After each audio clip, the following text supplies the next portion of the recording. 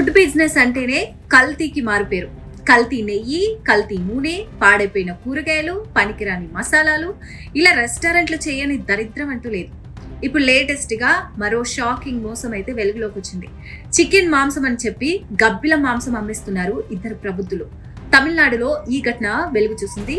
అడవిలో గబ్బిలాలను వేటాడి వాటిని చంపి ఆ మాంసాన్ని చికెన్ అని చెప్పి రెస్టారెంట్లకు అమ్మేస్తున్నారు ఇద్దరు మోసగాళ్లు.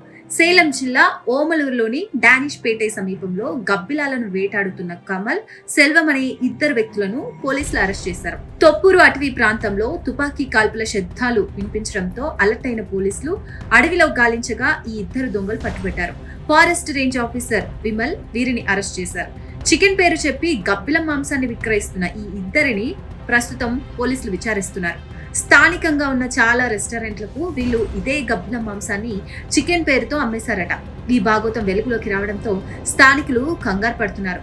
ఇన్ని రోజులుగా ఈ రెస్టారెంట్లలో తిన్నది చికెన్ కాదని, అది గబ్బిలం మాంసం అని తెలియడంతో జనం ఆందోళనకైతే గురవుతున్నారు.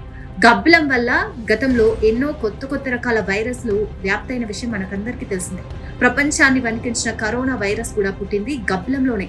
సో బయట ఏదైనా రెస్టారెంట్లో తినే ముందు కాస్త ఆలోచించండి. కంటికి కనపడిన చెత్త అంతా తినేయకుండా వీలైనంత వరకు ఇంటి భోజనం తినడానికి ట్రై చేయండి.